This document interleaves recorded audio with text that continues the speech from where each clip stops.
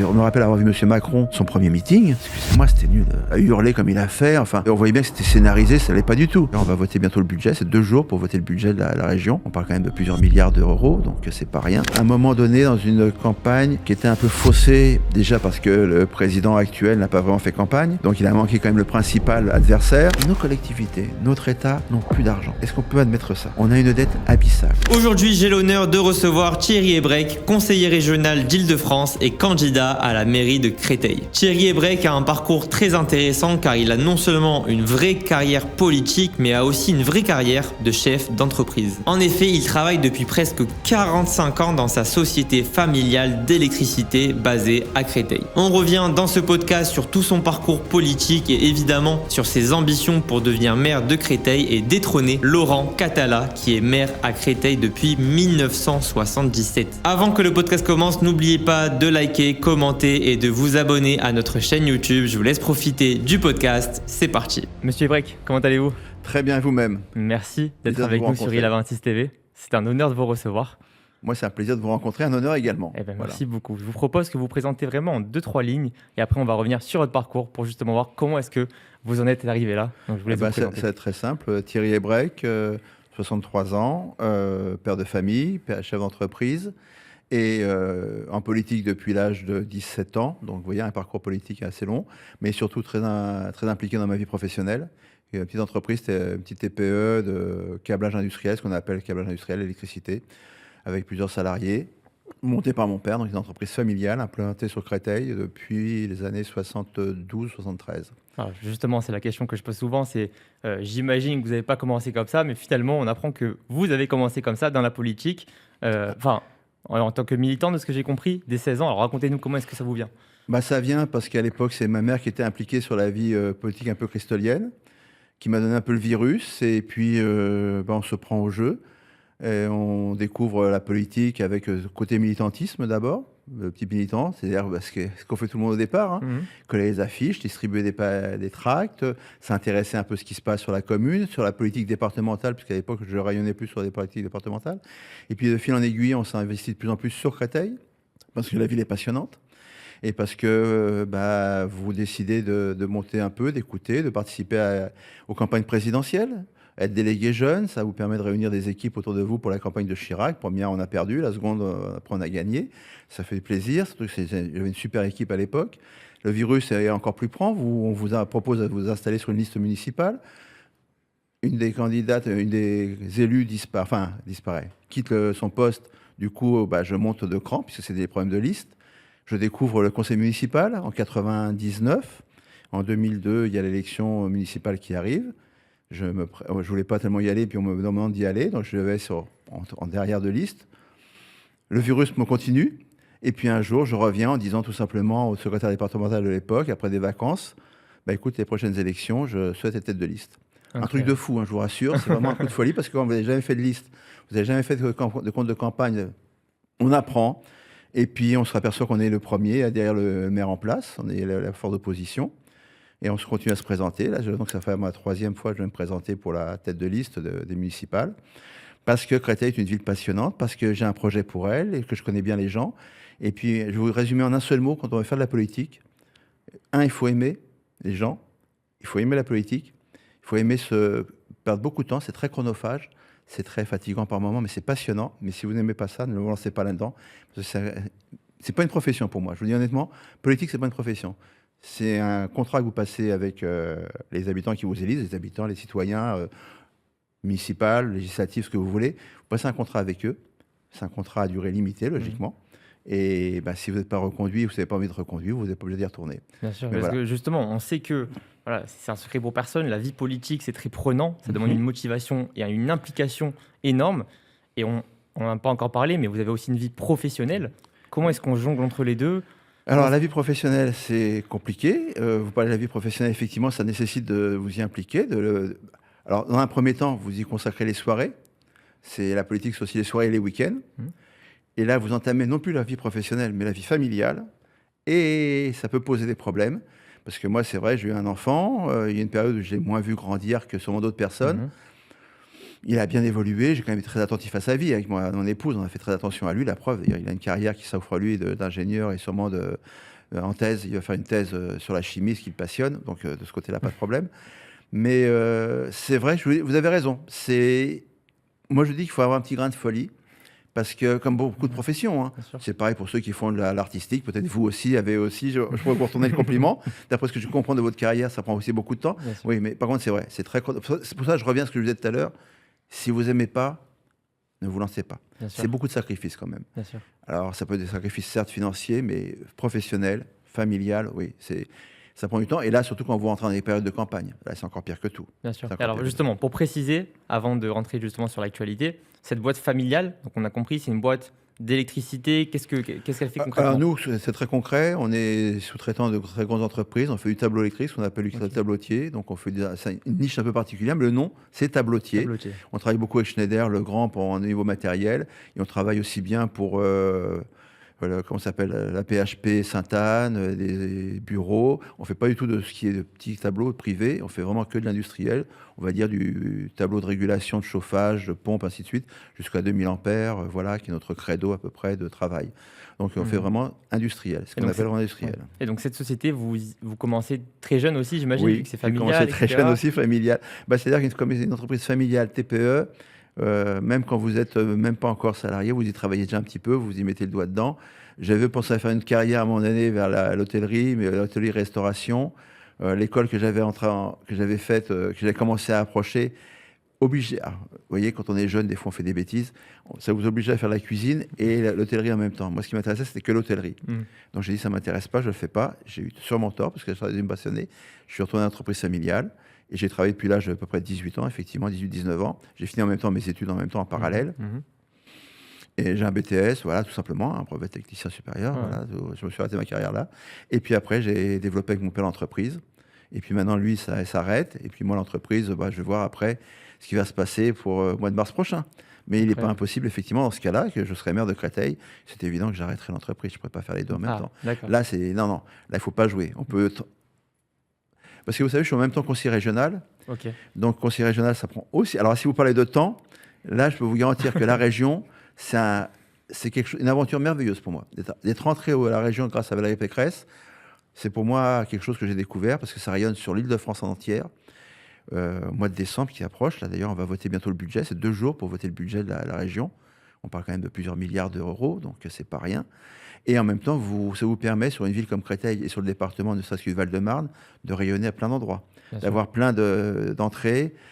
Pour vous dire en 2 mots, grâce à la région, grâce ou pour la région, je représente la région dans tous les lycées de Créteil. Créteil est une ville aussi très universitaire, donc je suis présent dans tous les conseils d'administration des différentes universités. Sur plusieurs autres organismes de formation, ainsi de suite, je représente également la région. Je suis présent pour tout ce qui est inauguration, enfin... Donc je vous dis, alors vous parlez de chronophage et de temps, j'ai rajouté ça à ça, quoi, voilà. Parce que président du groupe d'opposition, c'est quand même aussi du temps. C'est une passion parce que quand vous avez un maire qui est en face de vous, qui a fait 50 ans de mandat pratiquement, quand vous arrivez face à lui en tant que président de l'opposition, comme m'aurait dit un ami à moi qui était très proche, qui était Alain Gozlan, qui était un compagnon de route qui malheureusement a une fin tragique puisqu'il a été assassiné, mais il m'avait dit, c'est Thierry, si tu veux travailler face à Laurent Catala, bosse tes dossiers. Face à un type comme ça, il ne te laisse rien passer. Et c'est vrai que ça vous oblige à une rigueur, si je dois reconnaître quelque chose dans l'opposition. Et je dirais que je suis ravi d'avoir été dans l'opposition, peut-être un peu longtemps pour certains, mais pour diriger une ville comme Créteil, vous avez votre côté privé qui vous donne le côté entreprise, entrepreneurial, qui est important, mais ça vous permet aussi de connaître comment fonctionne une collectivité. C'est très important. On ne peut pas, et dans la période actuelle plus que jamais, on ne peut pas dire n'importe quoi aux électeurs, aux crestoliens. Il faut arrêter de faire des promesses inconsidérées. Les budgets se rétrécissent de plus en plus, sont de plus en plus contraints. Donc il faut être réaliste, s'orienter vers des priorités de la ville. Et pour ça, il faut connaître sa ville, ses concitoyens et le fonctionnement de la collectivité. Bien sûr. Et voilà, c'était intéressant. Bien sûr. Voilà. Et alors je fais une petite parenthèse parce qu'il y a beaucoup de personnes qui nous regardent en France, mais on a aussi beaucoup de personnes à l'étranger, figurez-vous. Et il faut peut-être leur préciser que les habitants de Créteil, on les appelle donc les Cristoliens. Cristoliennes. Voilà. C'est important de le préciser. Tout à fait. Donc, on comprend que Vous êtes aujourd'hui avec Valérie Pécresse, on est d'accord, dans la région de France, mais juste avant, donc on a parlé de Chirac, etc., pour continuer le parcours. Le parti de Chirac, comment est-ce que ça évolue après? C'est quoi les autres politiques que vous avez accompagnées, etc., avant d'arriver là? Alors, je vais vous dire, j'étais RPR, c'est vrai, j'étais jeune RPR, ainsi de suite, avec Chirac, parce que c'était un homme qui vous entraînait. Il faut dire ce qu'il est. Après, on est pour contre sa politique, mais c'est un homme de grande chaleur et surtout quelqu'un qui était un vrai meneur, qui vous emmenait, Je reconnais qu'à part lui, peut-être Sarkozy, que j'ai retrouvé derrière, qui avait même ce côté un peu punchy, qui emmenait les gens et qui était un vrai chef. Il faut savoir que le RPR, comme tous les partis gaullistes, c'est un parti qui a besoin d'un chef. On a besoin d'être dirigé par un chef. Le chef, comme on dit, chef. Voilà, chef, il chef. Donc, peut-être qu'on n'a pas retrouvé ça depuis. Alors maintenant, il s'est passé beaucoup de choses depuis. Après Chirac, on a eu Sarkozy, après on a eu François Hollande, après Emmanuel Macron. On reviendra peut-être sur le sujet plus tard. Moi, quand j'étais dans les jeunes, ça aussi un mouvement qui était très, très compagnon. Le mot n'était pas galvaudé, hein. C'était très compagnon. Est-ce qu'on l'a encore, cet esprit-là, quand on a créé après l'UMP, le LR? Je ne suis pas certain que moi qui ai un peu d'ancienneté, je retrouve le même côté. D'ailleurs, on a un vrai problème, hein, il faut le dire très clairement, que ce soit dans n'importe quel parti, je pense, on a un vrai problème militant. C'est que le côté militant qu'on avait dans les années 90, 2000, tout ça, je trouve qu'il s'est estompé. On a toujours des militants, formidables, mais moins de gens qui ont envie de vraiment s'investir. Et quand vous voulez leur dire qu'il faut franchir le pas, d'être conseiller municipal, d'intégrer une mairie, il y en a beaucoup ils ont raison d'ailleurs, à juste raison. Ça fait réfléchir, parce que c'est du temps, c'est des week-ends, c'est des soirées. Donc les gens maintenant, contrairement à une époque où ils y allaient, franchement, moi, quand j'ai démarré, quand on m'a proposé d'être conseiller municipal, je n'ai pas posé la question. Maintenant, il est sur la liste, je dis ok, banco, j'y vais, sans savoir tout ce que j'avais fait. Quand j'ai décidé d'être tête de liste, j'avais déjà compris un peu ce qui se passait, mais je ne mesurais pas ce que c'était. Et derrière moi, j'entraînais des gens formidables. Mais maintenant, je vois bien qu'il y a un moment de réflexion. Alors, si vous parlez de l'époque Chirac, c'était un homme, c'était une époque, je ne la regrette pas, elle était très bien. On a évolué vers d'autres temps, d'autres mœurs. Les gens, la société a changé. Les gens ont changé. Leur comportement, leur vie quotidienne, beaucoup de choses ont évolué. On en parlait un peu avant l'émission, c'est aussi l'ubérisation. On s'imagine que tout passe par les réseaux, on commande. Moi, la politique, je continue à penser que je vous assure, j'ai fait beaucoup de réunions d'appartements, j'ai fait beaucoup de porte-à-porte. Il y a quand même ce côté, et beaucoup de distribution sur les marchés, en déambulation et tout ça. Il y a toujours ce côté quand même, malgré tout, quand vous rencontrez les gens, un côté chaleur qui se crée, que vous ne retrouverez pas avec un réseau, avec une caméra, ainsi de suite. Vous inquiétez pas, le podcast reprend dans 30 secondes. C'était juste pour vous tenir au courant qu'on a lancé le ILA26 Business Club, le plus grand business club de l'histoire de la rénovation énergétique en France, avec de la mise en relation, de la formation, de l'information, des événements physiques de networking sur Paris et aussi les meilleures valorisations du marché seulement pour les membres du Business Club, des tarifs préférentiels sur le matériel. Bref, vous l'avez compris, c'est l'endroit à être, que vous soyez installateur, mandataire, délégataire, obligé, apporteur d'affaires dans la rénovation énergétique. Foncez, vous avez le lien en description pour plus d'informations. Allez-y et nous on se voit de l'autre côté. J'ai hâte que vous rejoigniez le Business Club. Je vous laisse tout de suite reprendre la suite du podcast et on se voit bientôt. Les deux doivent absolument être compatibles, mais il ne faut pas ignorer si vous ne le faites pas. Et surtout, je persiste à dire qu'il faut être constant sur le terrain. Vous voyez ce que je veux dire? Ça fait, moi, on m'a reproché, mon épouse m'a toujours dit, de toute façon, tu n'es pas en campagne maintenant, tu es toujours en campagne. Parce que je vais participer à des animations, aux réunions de quartier, aux fêtes qu'il y a, aux célébrations, enfin ainsi de suite, qui fait que vous avez toujours un contact avec les gens. Et même sur le marché, ou même le dimanche, même des fois je n'ai pas distribué, vous n'êtes pas en campagne, les gens viennent vous parler. C'est important parce que, un, vous êtes reconnu, et deux, ils vous apportent quand même beaucoup de choses. Et je vous assure qu'à écouter les gens que vous rencontrez régulièrement sur une ville, d'une année sur l'autre, vous voyez leur comportement changer, leurs idées changer. Et ça, si vous n'êtes pas avec eux, vous ne le voyez pas arriver. Et vous pouvez taper sur des endroits en leur proposant des choses qui sont plus ce qu'ils attendent. Vous voulez dire que les réseaux sociaux, c'est essentiel, c'est important. C'est important. Mais rien ne remplacera le fait d'être sur le terrain et d'aller voir les habitants, d'aller voir les Français sur le terrain. Je le pense. Parce que quand vous faites une réunion Alors, moi, je ne fais pas de réunion tellement dans ma permanence ou quoi que ce soit. C'est moi qui ai proposé de me déplacer, faire des réunions d'appartement. 5, 6, 7 personnes avec une bouteille d'eau, enfin, le truc tout simple, 1 heure, 1 heure et demie à discuter, 2 heures des fois. Je vous assure que pour ma campagne, ils m'ont apporté des idées, et notamment les femmes. Je pense sur une campagne municipale, hein. On ne parle pas du national, législatif ou choses comme ça, du local. Quand vous voulez parler avec les gens, les femmes vous disent généralement, attendez, on va parler des enfants, on va parler des écoles, on va parler des transports, on va parler de la sécurité, des nuisances. Et là, on vous tape sur les problèmes des cantines, sur le problème de la végétalisation des cours, c'est très bien. Mais vous voyez, le truc tout simple, on est politique. On se dit, tout le monde le dit, on va planter des arbres dans la cour d'école, on va arrêter d'avoir du béton partout. L'idée est très bonne. Et vous avez une mère de famille qui vous dit, mais monsieur Ebrek, vous avez raison. Mais mon gamin, il passe combien de temps dans la cour et combien de temps dans la salle de classe surchauffée à 35 degrés Et vous vous dites, oui. Vous voyez ce que je veux dire? L'investissement d'un côté, extérieur, qui est joli, ça fait bien, on fait un potager, on fait plein de choses. Il n'y a aucun problème pour moi. Mais la mère de famille vous dit, mais moi, c'est à l'intérieur que mon fils il passe le plus de temps. Et la salle de classe de Créteil, telle école, il fait une chaleur à crever. Qu'est-ce que vous faites pour ça?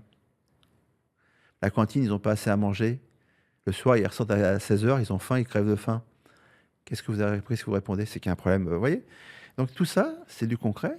Jusqu'à l'école primaire, ça dépend de la mairie. Après, c'est le département et la région. On pourra parler également de ce millefeuille administratif que l'on a en France. Mais voilà, c'est la crèche maternelle et primaire, c'est la mairie. Bien sûr. On doit répondre aux gens. Complètement. La sécurisation des écoles, les abords des écoles. Enfin voilà, il y a plein de choses à ce sujet. Bien sûr, bien sûr. Alors pour continuer la chronologie jusqu'à arriver à l'actualité, est-ce que vous avez accompagné aussi Valérie Pécresse sur la campagne présidentielle, j'imagine? Bien sûr. Racontez-nous un peu comment ça s'est vécu de l'intérieur. Alors, pour moi, l'intérieur, ça s'est vécu, je pense que c'est une femme qui est excellente. Je vous assure, à la région, j'ai découvert, je la connaissais avant, j'ai découvert à la région, quand elle génère l'hémicycle de la région, qui est quelque chose d'impressionnant. Je ne sais pas si vous êtes déjà rentré, mais pour moi qui venais du conseil municipal de Créteil, vous arrivez du jour au lendemain dans un hémicycle comme ça, avec 300 personnes, enfin, la dimension est complètement différente, avec des sujets très importants, voilà. Non, c'est une femme qui a un caractère, qui connaît bien ses dossiers, qui a une connaissance de ses dossiers sur la région qui est incroyable. Vraiment, c'est une bosseuse. Moi, j'adore cette femme pour ça, qui est très virulente quand il faut répondre à l'opposition, qui sait de quoi elle parle. Alors, la présidentielle, moi, je l'ai accompagnée à la présidentielle, sans aucun problème, sans aucun état d'âme, peut-être par rapport à d'autres. Mais il est évident, je pense, que dans l'époque actuelle, on n'a peut-être pas mesuré l'échelon que c'est de passer à une présidentielle. D'une région à une présidentielle, surtout avec peut-être un moment donné dans une campagne qui était un peu faussée, déjà parce que le président actuel n'a pas vraiment fait campagne, donc il a manqué quand même le principal adversaire, qu'on a tout fait pour faire monter Marine Le Pen en face, et je ne vous cache pas, je vous le dis honnêtement, pour moi c'était une vraie déception, le score qui est arrivé. À un moment donné, je me suis rendu compte, parce que vous faites beaucoup de terrain, ce que je disais tout à l'heure. Vous savez, vous parlez de Chirac. Je vais en faire un retour d'une petite seconde. J'étais dans les jeunes RPR. J'avais vraiment une équipe formidable de jeunes autour de moi. On faisait Créteil en tous sens. On a démarré au mois d'octobre, novembre, à l'époque où Chirac était au plus bas du soie. Rappelez-vous les Guignols, le couteau dans le dos, Balladur en tête. Enfin, et je vous assure, on en a pris plein la tête. Et on a avancé. Et moi, l'équipe qui était au-dessus de moi, qui dirigeait l'opposition à Créteil, Marie-Michel Bataille et d'autres, disait Thierry, tu sais, Chirac c'est bien, on l'aime bien, mais pense à Balladur. Et on a fait la campagne, on a continué avec ces jeunes parce qu'on était vraiment Chirac, ce qu'on appelait vraiment des Chiraciens, des bébés Chirac. Et il s'est passé un déclic à un moment donné, au mois de février, histoire des pommes. J'ai vu passer cette histoire. J'ai dit, écoutez, samedi, j'achète un cajot de pommes et on va sur le marché, on va au Palais, le centre commercial du Palais. Et les jeunes m'ont dit, t'es fou, tu vas sur la minée et tout ça. Et je ne sais pas si c'est le sort des pommes, les guignols, les trucs à changer. Ce samedi-là, les gens ont pris différemment les tracts. On l'a refait le dimanche matin au marché de Créteil. Et je vous assure, je suis rentré à la permanence. Alors, on l'a fait 2 fois comme ça. Et je ne sais pas pourquoi, je suis rentré à la permanence, j'ai dit, vous vous trompez. Chirac va gagner. Il y a un moment, quand vous faites beaucoup de campagne, vous voyez ce que je veux dire? Ce moment où vous voyez, on en prend plein la tête, et puis vous voyez une dérive qui s'avance, et d'un seul coup, il y a un déclic qui se fait, et vous le ressentez. Et je ne sais pas comment j'ai pu dire à l'époque à Marie-Michel, j'ai dit non, il va gagner. On ira jusqu'au bout avec lui parce qu'il va gagner. Et ce qui a manqué peut-être à Valérie, c'est ce moment justement où on n'a pas accroché. Elle était très haut à un moment dans les sondages quand elle a démarré. Elle était à 25, au premier tour, elle était donnée à 20, 25, 28, très très haut. Et puis on a vu décliner. Et moi sur le terrain, c'est vrai, j'ai pas senti cette adhésion. Les gens disaient qu'elle était très bien, qu'elle avait sûrement un bon projet, mais curieusement, il n'y avait pas cette adhésion. Peut-être parce que justement, en face d'elle, elle ne rencontrait pas l'adversaire principal, à qui elle aurait pu se mesurer avec Macron en faisant vraiment, j'apporte des nouvelles choses. Et comme de l'autre côté, on a tout fait pour faire monter Marine Le Pen, il faut bien ce qu'il y ait, on a bien joué ce côté-là, sans analyser son parcours, son projet exactement politique, économique, qui est quand même pas loin d'être à gauche. Donc franchement, même, autant sur l'immigration, elle annonce des choses qui pouvaient faire plaisir à entendre à l'oreille des gens, mais sur le côté économique, on pourra en parler. Et donc, on n'a pas eu d'adversaire principal. Et ça tombait. Et honnêtement, moi, j'ai bien vu à un moment donné sur le terrain, j'étais avec mon fils plusieurs fois, j'ai dit, malheureusement, je crois qu'on ne sera pas au second tour, on sera aux alentours de 10-12. Franchement, je pensais vraiment 10-12. Sur les derniers jours, j'ai dit, on sera sûrement monté en dessous de 10. Mais en dessous de 5, j'aurais jamais cru. Donc, ce qui prouve bien qu'il y a quelque chose qui a décroché à un moment donné. Alors, est-ce que c'est parce qu'elle a été mal soutenue? Ça, je peux pas. J'ai pas l'analyse exacte. Est-ce qu'il y a eu des problèmes? Est-ce que, vous savez, quand on dit à quelqu'un, son premier meeting a été un échec. Moi, j'y étais à ce premier meeting. C'était peut-être pas, c'était pas Chirac, c'était pas Sarkozy, c'est vrai. Mais vous présentez devant, vous avez sur votre épaule la charge d'être candidate à la présidentielle pour diriger la France. Tout le monde a décrié ce premier meeting. Est-ce qu'il était pire que d'autres? Moi, j'ai vu Mme Hidalgo, excusez-moi, je me rappelle avoir vu M. Macron, son premier meeting. Excusez-moi, c'était nul. C'était aussi nul. À hurler comme il a fait. Enfin, on voyait bien que c'était scénarisé, ça n'allait pas du tout. Et ça n'a pas empêché qu'il était président. Donc, qu'est-ce qui fait ça, je ne saurais pas le dire. Honnêtement, je ne saurais pas le dire. Mais j'ai bien vu, moi, sur le terrain, que ça décrochait à un moment donné.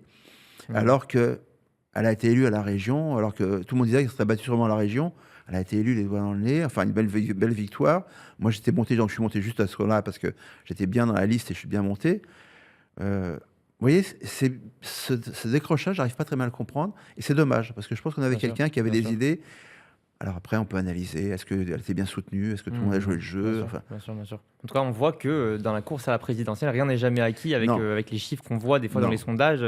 Ça peut changer du jour au lendemain. Et c'est pour ça que je vous dis, là, actuellement, ce qui se passe, nous annoncer M. Bardella largement en tête devant tout le monde, partir en tête à 2 ans de l'élection, être annoncé, ça peut se concrétiser, mais ça peut toujours être un handicap.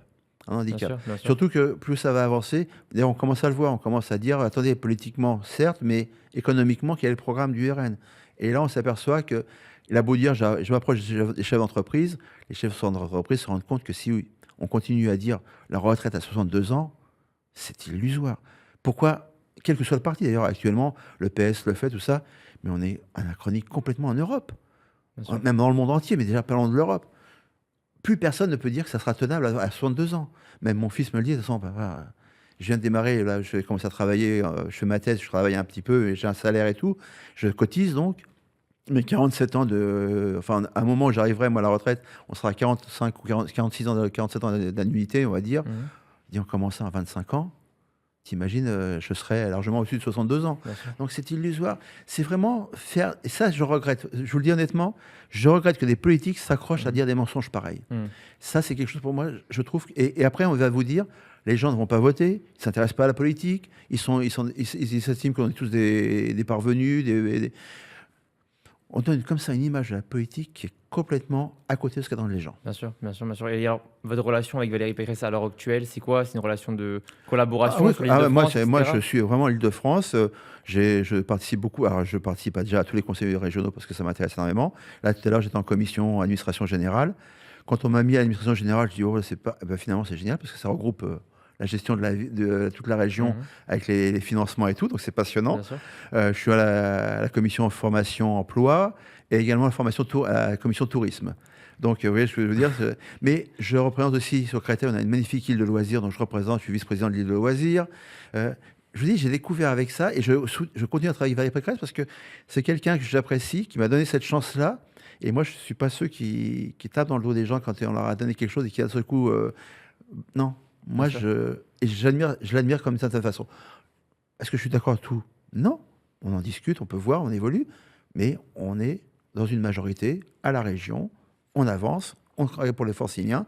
Dans 2 ans, maintenant c'est en 2028, ils jugeront le travail qui a été fait, ils reconduiront pas, on verra bien à ce moment-là. Mais moi, je travaille avec elle et je suis en très bon terme avec elle. D'ailleurs, elle m'a apporté son soutien au niveau de l'élection municipale, il n'y a aucun problème. Super. Et justement, alors, pour parler de l'actualité, avant de parler justement du fait que vous êtes présenté à la mairie, maintenant, pour être maire à Créteil, c'est quoi votre rôle actuellement au jour le jour, donc avec tous les postes que vous faites? Comment est-ce que vous gérez votre emploi du temps, donc maintenant avec le côté aussi professionnel qui continue, avec l'emploi familial, et ce que vous faites au jour le jour? C'est quoi l'emploi du temps de Thierry Ebrek? L'emploi du temps de Thierry Ebrek, il s'adapte, je dirais, suivant. Il y a des semaines beaucoup plus chargées que d'autres. Je vous avoue, il y a des semaines où on est beaucoup plus tranquille que d'autres. Notamment, quand il y a les vacances scolaires, je ne dis pas que la politique s'arrête, mais il y a moins de choses à faire. Déjà, je n'ai pas les lycées, j'ai plus les UPEC et tout ça.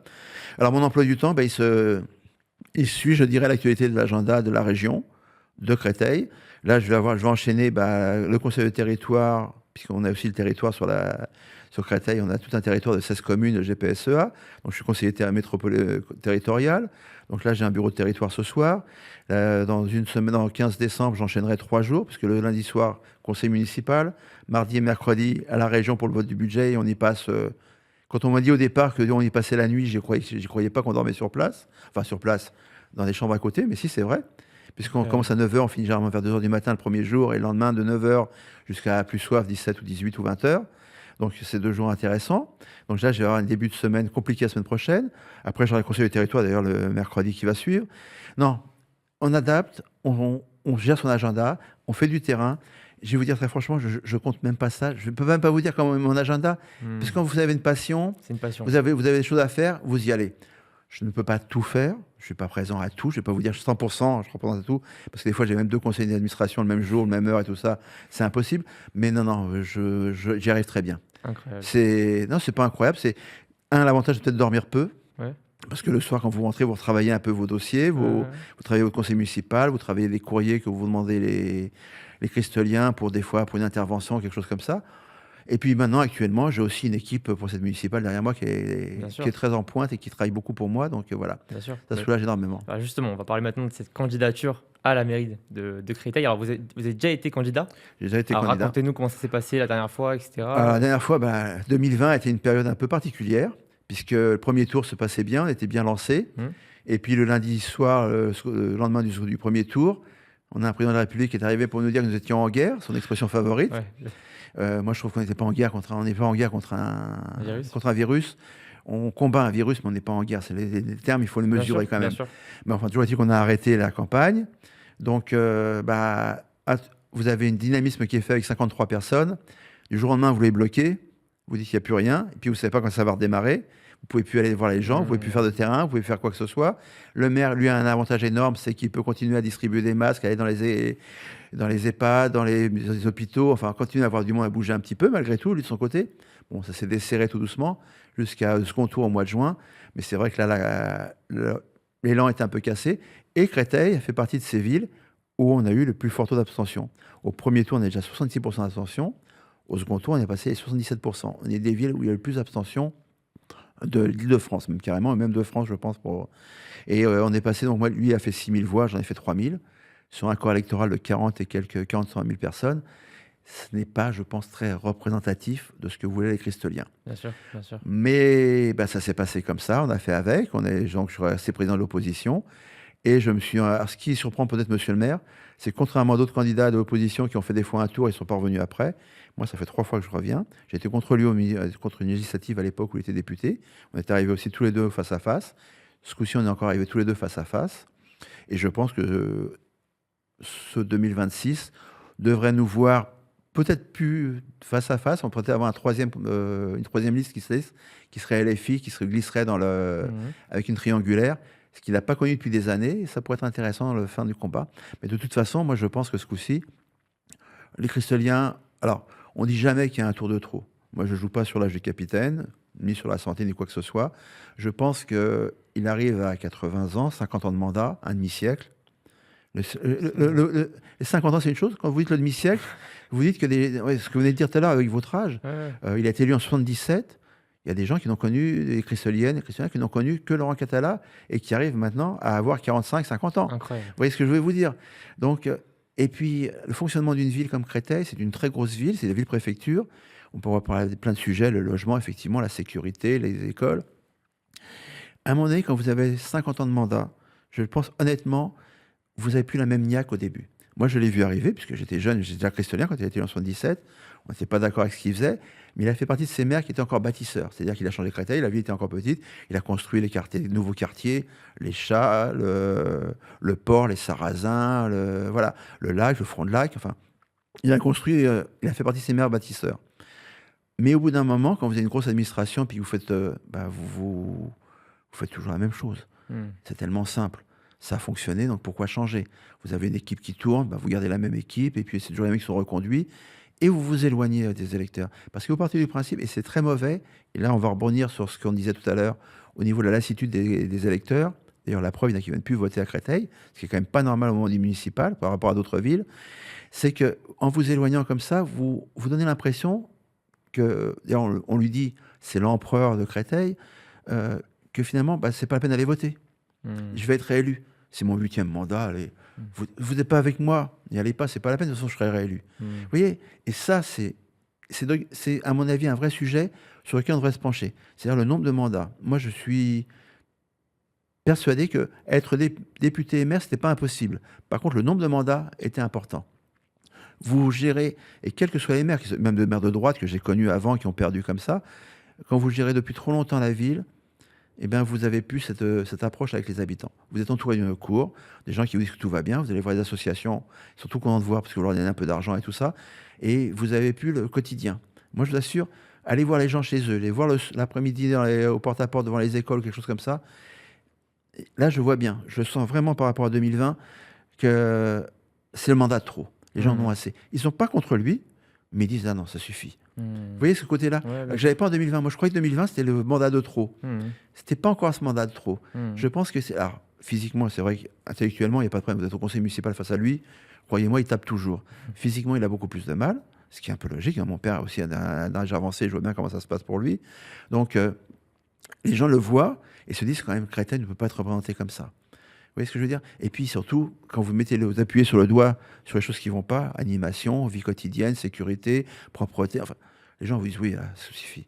Et puis, quand il vous dit je vais reconduire quasiment la même équipe, ça fait... Moi, mon équipe, je l'assure, celle qui va venir derrière moi, qui est en train de travailler avec moi, entièrement renouvelée. J'ai des gens qui sont dans la vie active, qui travaillent, qui ont des enfants, qui sont jeunes, d'autres moins jeunes. Je vais vraiment faire un panache de gens qui vont être capables demain de gérer la ville avec moi. Bien sûr. C'est ça qui est important. Et je sens, paradoxalement par d'autres campagnes, que ce coup-ci, j'ai plein de gens qui me rejoignent, qui proposent de m'aider par des relations communautaires, enfin ainsi de suite, dans les différentes communautés, que je n'avais pas jusque-là. Parce qu'ils sentent qu'il y a besoin d'autre chose et que Créteil n'est pas une ville de toute façon, qui se donnera un parachutage. Je pense qu'une grosse ville, paradoxalement, ne se donne pas quelqu'un qui sera parachuté parce que les Cristoliens, c'est un peu un gros village avec plein de quartiers différents, mais les gens ont besoin de savoir à qui ils vont foutre une baffe. Donc voilà, non mais vous rigolez, mais c'est un peu ce côté-là. Et vous savez, quand vous êtes, les gens vous interpellent, des fois c'est très gentil et c'est tant mieux, mais vous avez des gens des fois qui sont agressifs. Mais il faut l'accepter, parce que c'est des gens qui ont besoin de social. Créteil est une ville, mais comme plein d'autres villes. Moi je discute avec les gens, même des gens qui ont des situations moyennes de travail, ils travaillent tous les deux, ils ont des enfants, ils vous expliquent qu'en payant le loyer, l'électricité, les charges, l'école, les équipements sportifs, les abonnements aux clubs sportifs, ainsi de suite, à la fin du mois est un peu compliqué. Donc, Créteil, ça se paradoxe-là. Et moi, alors, si vous voulez me résumer, j'aimerais bien que vous donniez l'image de moi, que je prends actuellement et je la prends totalement à ma charge. C'est être un peu côté gaulliste social, gaulliste un peu type Seguin, qui était quelqu'un de très rigoureux pour l'ordre régalien. Tout ce qui était régalien, il ne transigeait pas. Mais il savait très bien qu'une société comme la France, et encore plus maintenant, a besoin de social parce que l'économie est compliquée, les gens ont du mal à finir les fins de mois.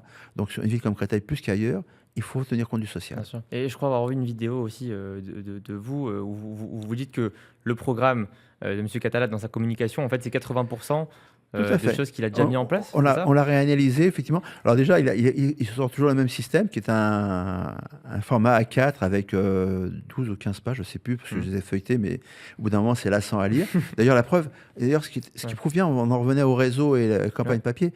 Nous, on a fait du porte-à-porte quand ça a été distribué dans Créteil, le nombre de gens qui n'ont même pas monté chez eux.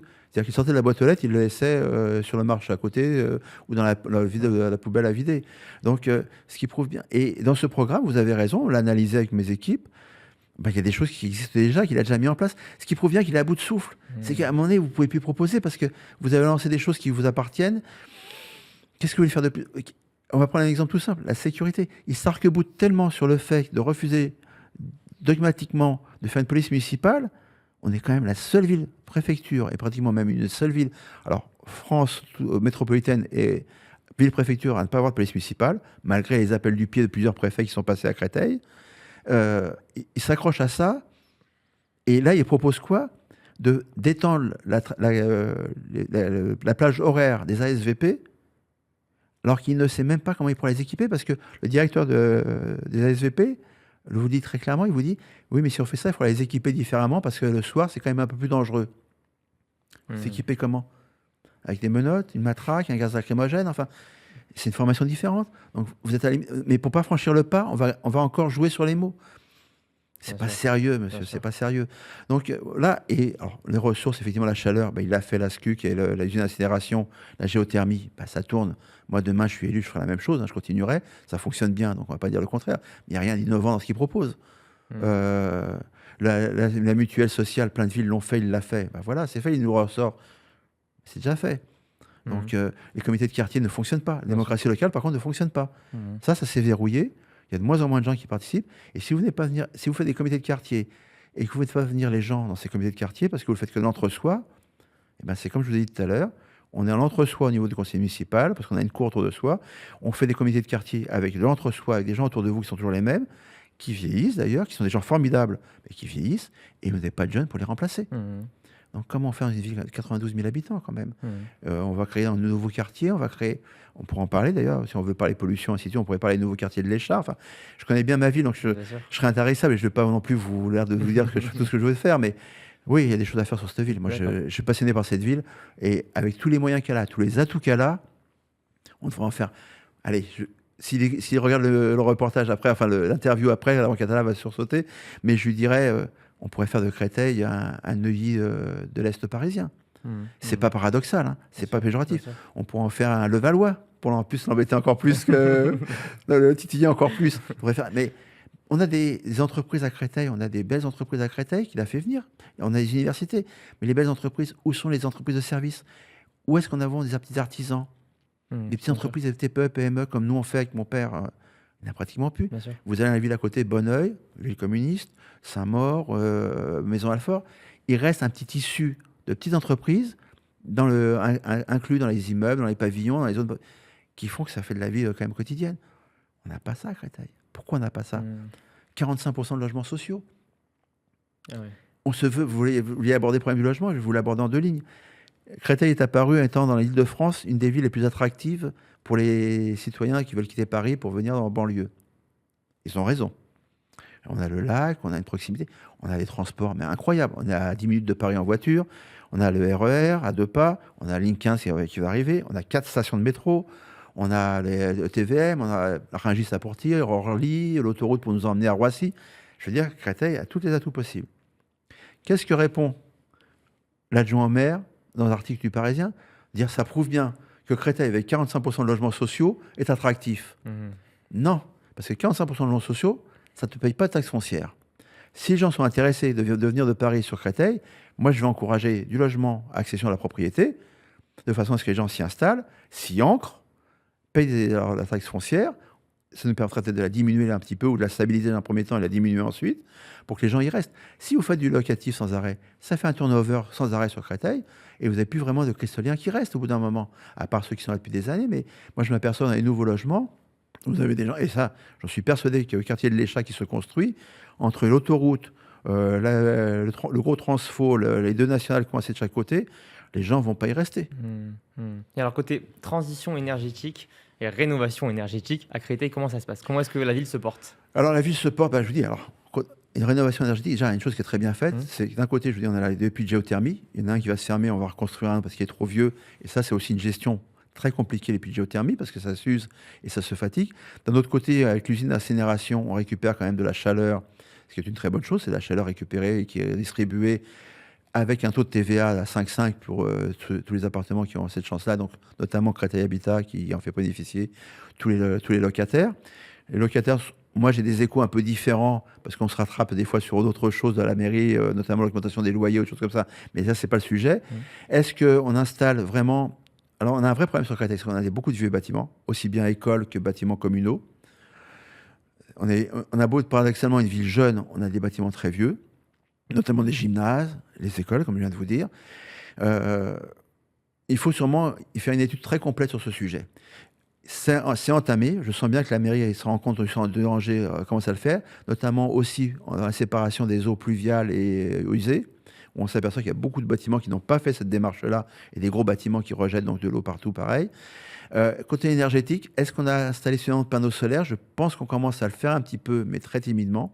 Et j'ai une réserve, moi, sur les panneaux solaires. Moi, je suis assez d'accord, parce que les panneaux solaires ne me gênent pas au niveau de l'énergie renouvelable. Pour amener l'eau chaude, pour faire des choses comme ça. La chose qui me gêne, c'est la fabrication des panneaux, qui les fabriquent, d'où ils viennent, comment ils ont été fabriqués. Sur Créteil, on n'envisage pas des éoliennes, quoique avec le lac, on pourrait envisager, mais on ne va pas envisager de faire des éoliennes. Les panneaux solaires peuvent être une solution qui, à mon avis, peut être importante. Au niveau de ce qui est distribution après de voitures électriques, ça, on peut en parler aussi. On commence à installer des bornes. Là, j'ai beaucoup de réserves. Ok. Parce que la voiture électrique, pour moi, était une très bonne idée. Contrairement à ce que, quand le maire me titille là-dessus, il ne comprend pas du tout ma démarche. Moi, je suis dans l'électricité, comme on l'a vu ensemble. J'ai analysé beaucoup ce problème-là. Je pense que la voiture électrique était très bien pour la seconde voiture familiale. La petite voiture qu'on utilise au quotidien pour aller chercher les enfants, pour aller faire les courses, pour faire des choses comme ça. Parce que c'est effectivement, ça éviter des rejets dans la ville, de polluants. Moi, je trouve que c'était une très bonne idée, une petite unité de voiture. De ce fait-là, d'un seul coup, l'Europe s'est attachée à ce truc-là en disant on va carrément interdire les voitures moteurs thermiques. Du coup, les constructeurs, tenus, coincés, ont décidé de faire la voiture thermique, de la voiture électrique. Se rendant compte que les gens, finalement, n'en voulaient pas, parce qu'il y a quand même un problème, détruisant des centaines d'emplois, des milliers d'emplois, parce que le moteur voiture électrique demande moins de pièces, de construction, donc c'est un savoir-faire qui diminue. Et surtout, c'est malgré tout, on se rend compte à l'utilisation, à la construction, que c'est quand même une voiture qui, à terme, est polluante aussi. À la construction, de fait des matériaux qu'on met à l'intérieur, et ensuite à l'usage, parce que malgré tout, les pneus sont plus gros, on distribue plus de particules fines, plus difficiles à gérer. Et surtout, le piège était suivant, c'est que plus vous faites des grosses voitures, plus votre temps de recharge est long, plus vous avez besoin de consommer d'électricité. Cette électricité vient d'où finalement? Est-ce qu'on l'a fait? Parce que là, on pourrait rebondir sur un sujet beaucoup plus vaste, qui est la fermeture de nos centrales nucléaires, décidée par Emmanuel Macron et d'autres écologistes avant, qui était une énergie propre, pas chère, qu'on contrôlait entièrement, qu'on pouvait augmenter, diminuer dans sa production. C'était quand même quelque chose de très régulé, qu'on ne peut pas faire ni avec le soleil, ni avec le vent.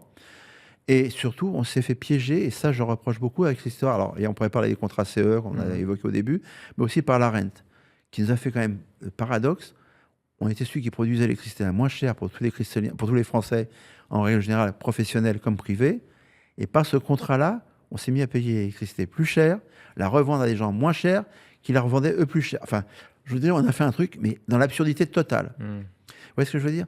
Et dans le débat nucléaire, énergie renouvelable, vous serez plus nucléaire ou plutôt, pour vous, il n'y a pas de débat, il faut les deux? Moi, je pense que je vous ai dit. Alors, moi, ce qui me gêne dans le débat de l'énergie renouvelable, je vous ai dit, panneaux solaires me paraissent quelque chose d'intéressant sur lequel on pourrait vraiment travailler. Le nucléaire, oui, je pense que on avait cette connaissance-là. En plus, l'avantage, c'est qu'on avait la connaissance, on avait le savoir-faire. On a arrêté une erreur fondamentale, et mon fils pourrait vous l'expliquer encore mieux que moi. C'est Hollande qui l'a arrêté à l'époque, le projet Superphénix, qui était, je pense, en nous mettant à la pointe de ces nouveaux surgénérateurs, de nouveaux réacteurs, qui étaient vraiment à la pointe de ce qu'on pouvait faire, moins de combustible à rejeter, enfin à stocker, tout ce qui est cet uranium pauvre qu'on devait stocker. Ces surgénérateurs pouvaient les absorber. Donc on a eu un gros tort, c'est d'arrêter ça. Ça, c'est une évidence. Je pense qu'on peut juguler les deux. Où j'ai une approche un peu différente, c'est sur les éoliennes. Je pense que vraiment, l'idée au départ me paraissait pas bête. Honnêtement, je vais vous dire franchement, le vent, pourquoi pas. Je pense qu'on aurait dû utiliser plus la marée motrice, parce qu'on a la chance d'avoir quand même des mers, et nous, on aurait pu beaucoup de fronts de mer, on aurait peut-être pu construire plus de la marée motrice, qui était encore plus facile à gérer, et pareil, à réguler comme on voulait. Les barrages, on a des barrages. Bon, on a passé à l'éolienne. Moi, ce qui me gêne dans l'éolienne, c'est deux choses. Un, c'est quand même, on a beau dire ce qu'on veut dans le paysage, c'est quand même pas quelque chose... Quand vous en avez une ou deux, je veux bien, mais quand vous avez une trentaine qui apparaissent comme ça, c'est pas génial. Il y a visiblement, contrairement à ce qu'on a dit, des nuisances. Là, un système de construction, c'est quand même pas banal. C'est quand même qu'on amène un bloc de béton qui est quand même assez énorme pour en faire la base, qui sera incassable après, parce que la preuve, quand on a les anciennes éoliennes, les premières très vieilles anciennes éoliennes qu'on a démontées, eh ben on casse pas le béton, on en refait un autre à côté. C'est quand même un peu bizarre. Les éoliennes ne viennent pas de chez nous, encore un coup. On achète tout à l'étranger. On se retrouve avec des pales après qu'on ne sait pas quoi faire. La mairie, d'ailleurs, est bien embêtée parce que... Alors, ce qu'ils font là-bas, je trouve ça odieux, les enterrer, les pales entières dans du... C'est incroyable. Et les éoliennes en mer, si l'idée est bonne sur le principe, parce que le vent est plus là-bas, Moi, j'ai envie d'écouter un peu l'écologie, parce que on pourrait croire que je ne suis pas écologiste ici. Moi, je suis pour l'écologie du quotidien, pas l'écologie punitive, l'écologie du quotidien qui sert vraiment. Et est-ce qu'en mer, installer ces éoliennes ont une durée de vie vraiment intéressante? Est-ce que ça ne va pas poser des problèmes dans l'écologie de la faune marine? Parce que c'est quand même une question à se poser. Est-ce qu'on va vraiment réguler comme il faut? Est-ce que le rapport installation-retour en investissement sera rentable? Je pense qu'on a le droit de faire des expériences, mais il faut maintenant se poser en se disant, voilà, on installe, on voit ce que ça rapporte, comment ça fonctionne. Si vraiment c'est quelque chose qui est rentable, qui est important, moi je suis pour, il n'y a pas de problème. Parce que je pense qu'on arrive à un moment donné, il ne faut pas jouer avec l'écologie, il ne faut pas jouer avec l'atmosphère, il faut être très ouvert là-dessus. L'électricité est quelque chose de formidable. Le pétrole va sûrement poser à terme des problèmes de retrouver, d'en chercher. Ça marche énormément pour les pays Moyen-Orient, les pays arabes qui bénéficient de ça, d'ailleurs qui exploitent le gaz, qui même eux d'ailleurs, si on regarde bien, commencent eux aussi à se pencher vers d'autres alternatives. Mais on ne peut pas tout miser que sur d'un seul coup, l'éolien et le solaire va tout faire. C'est pas vrai. Bien sûr. D'ailleurs, la preuve, et c'est pire que tout, c'est qu'on a vu quand même l'Allemagne, ce paradoxe, eux qui ont un jour, Mme Merkel a décidé d'arrêter tous les nucléaires, pour pallier les manques de soleil ou de vent, rallumer des chaudières à charbon, des centrales à charbon, du charbon qu'on a fait venir d'Ukraine ou de Russie. Le paradoxe total, qui est polluant à tout ce qui va, alors que la Chine elle-même a essayé de diminuer elle-même dans les grandes villes. Parce que j'ai discuté avec un ami qui est chinois d'origine, et il m'a dit dans les grandes villes, ils font une chasse énorme à tout ce qui est véhicule électrique parce que c'était très pollué dans les grandes villes, mais dans les campagnes, on continue toujours à avoir des bons vieux diesel et tout ça. Donc, vous voyez, je pense qu'on a le droit de faire des essais, et il faut voir l'amortissement entre le coût, d'où viennent ces nouvelles énergies. Moi, l'éolienne, qu'on n'ait pas foutu de produire en Europe, de faire nos propres éoliennes, ça me gêne. Qu'on ne sache plus faire les panneaux solaires parce que les dernières usines ont fermé parce que les Chinois nous ont envahis là-dessus. Les grands méga usines qu'on a fait pour produire des batteries sont en train de s'écrouler complètement, que ce soit en Suède, en Allemagne ou en France. Les méga factories ne marchent pas. Et que même celles qui servent à démanteler les batteries usées ne fonctionnent pas non plus vraiment. Donc vous voyez, il faut quand même se rendre compte qu'il ne faut pas être omnubilé et aveugle. Moi, je refuse ça. Et je dirais la même chose pour une ville comme Créteil. On me dit, Thierry, tu veux faire ceci, cela, mais si ça marche, mais ça marche pas. On fait une expérience. C'est pas parce qu'on fait une politique que j'ai pas la science infuse. Bien sûr. Les politiques n'ont pas la science infuse. Et moi, ce que je refuse, c'est d'être aveuglé par des gens qui viennent vous voir en disant, franchement, l'éolien, le solaire, c'est génial, il faut faire que ça. Le thermique, il faut l'arrêter. Et pourquoi on n'écoute pas les petites voix à côté qui vous disent, attention, si vous faites ça, on va perdre un savoir-faire, vous allez perdre des milliers d'emplois, l'IA ne remplacera pas tous ces emplois. Qu'est-ce que vous allez faire tous ces gens? Et si demain, l'électrique ne fonctionne pas, qui c'est qui va nous envoyer les voitures thermiques? On ne saura plus les faire. Donc, vous voyez, il faut savoir faire un mix des choses. Moi, je suis pour ça. Alors, on est suivi par énormément d'acteurs, comme je vous l'ai dit juste avant, de la rénovation énergétique en France, et notamment du système des C2E. Actuellement, c'est le débat un peu du moment à l'heure où on se parle. Il y a beaucoup de critiques. Alors, il faut savoir qu'il y a plusieurs périodes des C2E, on est sur la 5e et on arrive sur la 6e. Et il y a une augmentation de l'obligation des C2E donc sur la P6, donc sur janvier prochain. Et beaucoup de critiques comme quoi augmenter l'obligation sur les obligés, donc qu'on appelle les pollueurs, va augmenter la facture des ménages. Est-ce que déjà pour vous, c'est vrai? Et est-ce que vous êtes pour cette subvention, les C2E, MaPrimeRénov'? Est-ce que vous êtes pour que l'État intervienne sur la rénovation énergétique des Français? Vous abordez un sujet là, qui est passionnant, mais qui est très, très complexe parce qu'il englobe beaucoup de choses. Alors, pour répondre directement à votre question sur les C2E, je trouve que c'est, on ne va pas dire une arnaque, le mot est trop fort, mais c'est vrai que de toute façon, à un moment donné, quelqu'un va payer. Si l'entreprise est contrainte à verser, à chercher de l'argent auprès d'autres entreprises ou d'autres investisseurs pour récupérer des C2E pour ne pas être taxés comme les constructeurs, ainsi de suite, à terme, vous allez retrouver ça sur la facture des ménages ou des petites entreprises, des TPE. Voilà. Est-ce que le fait que ça finance finalement des travaux de rénovation et que ça fait baisser la facture, finalement, est-ce qu'il se retrouve voilà. Moi, ce que je voudrais savoir, c'est justement, la prime rénov', vous avez remarqué, on a quand même soulevé le lièvre de dire qu'il y a eu quand même des abus. Parce que comme dans toute chose, il y en a toujours qui s'engouffrent dans la brèche pour récupérer de l'argent et ne pas faire les travaux comme il faut.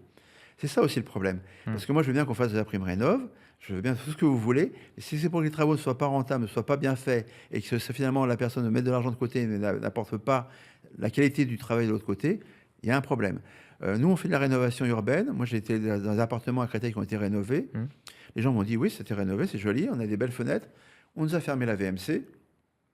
Du coup, on a de la condensation qui se fait. Et du coup, on a la moisissure qui apparaît dans la salle de bain ou dans la cuisine. Parce qu'on a fait extérieurement une isolation complète. Ah, c'est très bien, la prime a très bien marché pour ça. Mais est-ce que ça a été bien fait? Est-ce qu'on a fait suffisamment d'aération, de ventilation entre ces nouveaux... Parce qu'un mur, on a besoin de ce qu'on veut, qu'il soit froid ou chaud, il respire. Quand vous le bloquez complètement, qu'est-ce qu'il y a derrière? Comment on gère ça? Est-ce qu'on a étudié une meilleure ventilation mécanique dans l'appartement? Enfin, ça entraîne plein de choses, comme je vous disais tout à l'heure. Il faut aller toujours plus loin. C'est pas simplement de dire je mets des plaques devant pour arranger les choses. Alors la prime rénov', oui. Moi, je suis toujours un peu réservé. C'est comme la prime qu'on donne pour acheter des voitures électriques. C'est comme ce qu'on donne pour les logements, pas les les APL.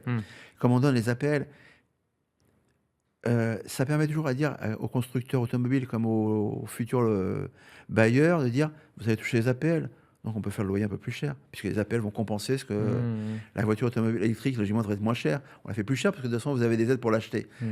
La prime rénov', vous avez... Alors, pour des gens qui ont vraiment des problèmes de ménage, je pense que c'est très bien, honnêtement, parce qu'il faut qu'ils vivent un peu mieux, qu'on améliore leur habitat, on leur change leurs fenêtres, on leur change les... Moi, je suis pour. Il n'y a aucun problème de ce côté-là. Mais il faut savoir raison garder et ne pas proposer n'importe quoi, n'importe comment. Et il ne faut pas ouvrir les portes à des choses qui vont consommer de l'argent. Est-ce qu'il est utilisé? Moi, je vous dis, les preuves sont là. Hein. Vous l'avez dit vous-même. Pour les grandes entreprises qui vont acheter des contrats CE, ils vont les répercuter sur autre chose, sur les autres personnes. Et la prime rénov' a été bloquée à un moment donné parce qu'on s'est rendu compte qu'il y avait des abus. Il faut trouver. Et on a la même chose pour la voiture. C'est pareil, c'est le même principe. À partir du moment où vous donnez de l'argent comme ça, nous, on l'a vécu à la région. Je vais vous dire comment. La formation. On en a beaucoup pour les entreprises et les organismes de formation. Moi, j'en connais sur Créteil qui ont travaillé très bien et qui sont pénalisés par ceux qui ont abusé du système. Du CPF, vous parlez? Oui, tout ce qu'on donnait à la région pour le CPF, du coup, ils en ont abusé. Qu'est-ce qu'on a fait à la région? Comme il y en a qui ont eu des détournements d'argent, 1 ou 2 millions d'euros de mémoire, enfin, c'est des belles sommes, et du coup, on a été obligé de tout arrêter. Bien sûr. Et ce qui arrive, ça arrive à la prime rénov', et ce que je crains, c'est que ça va arriver à un moment donné sur le reste aussi. Nos collectivités, notre État n'ont plus d'argent. Est-ce qu'on peut admettre ça? On a une dette abyssale.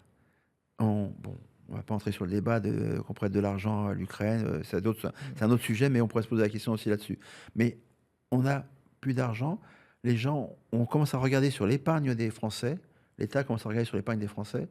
On vous met des taxes sur les bouteilles d'eau en plastique. On vous met des taxes. C'est pas grand-chose à chaque fois, mais c'est toujours de l'argent qu'on prend dans la poche des gens.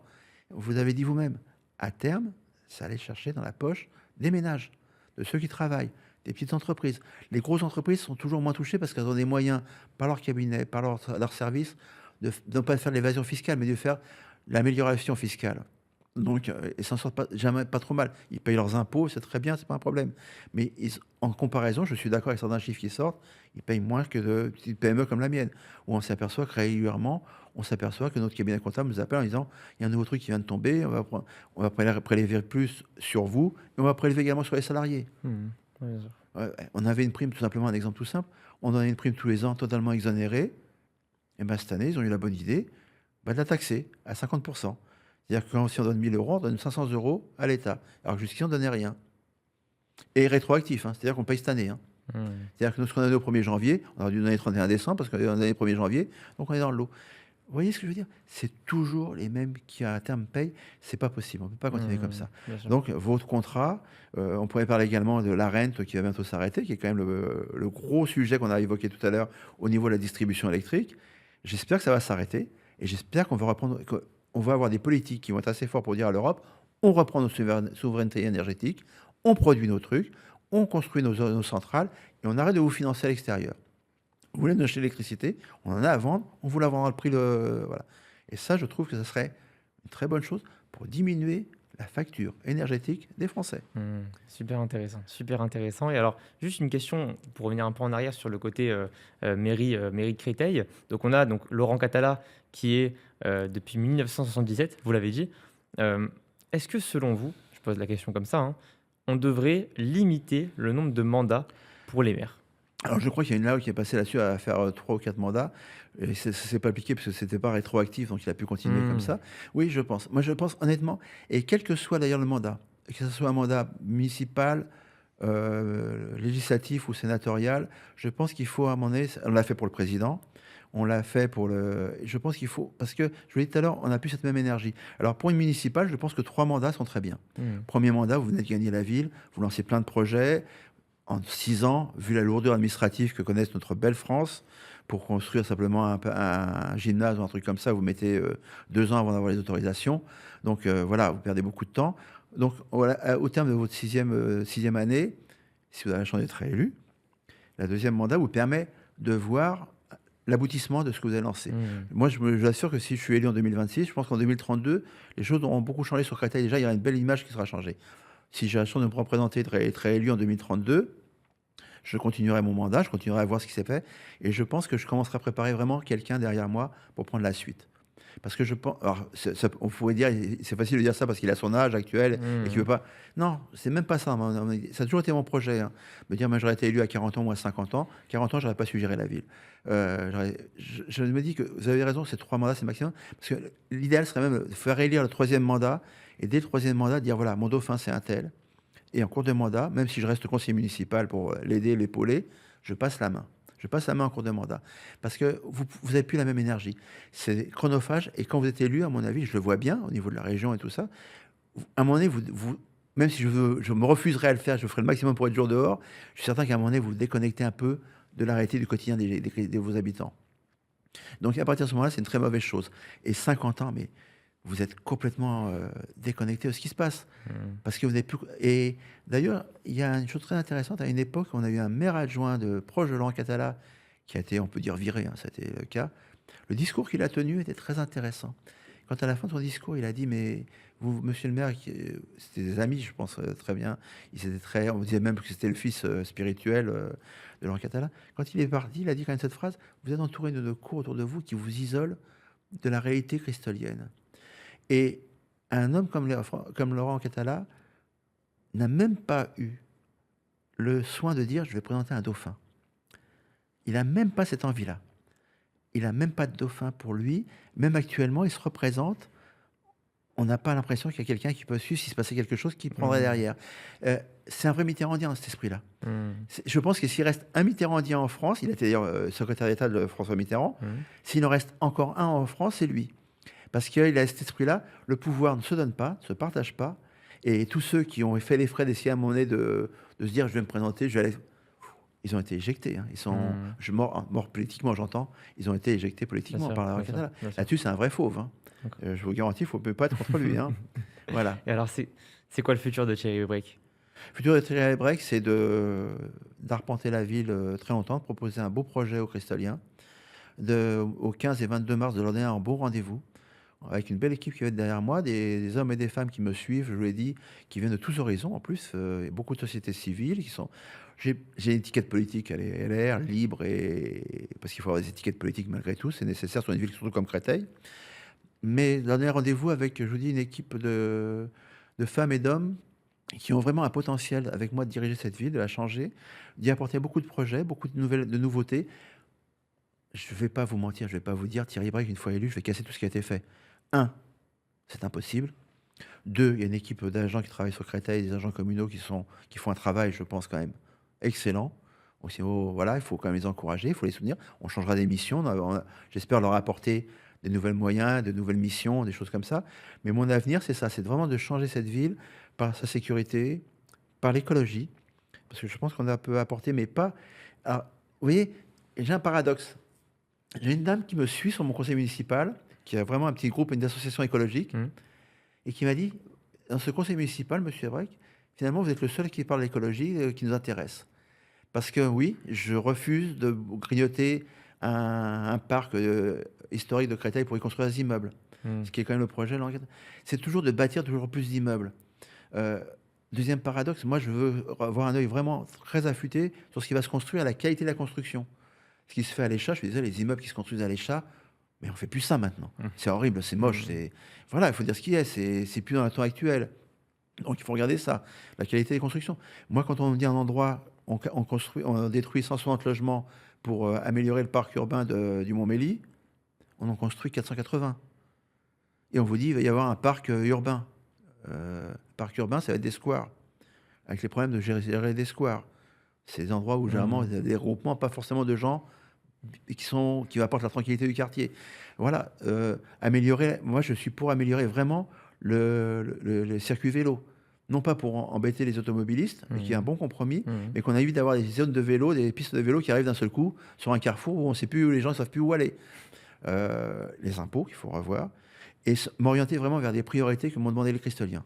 La sécurité, la propreté, les écoles, avec des commerces qui se réinstallent, des animations nouvelles, parce que c'est important. Je pense que les gens ont vraiment besoin de ça. De vous à moi, je me rends compte, c'est que les gens ont besoin quand même de sortir, de se retrouver. Et une chose sur laquelle je me battrais, c'est d'arrêter de faire des animations quartier par quartier.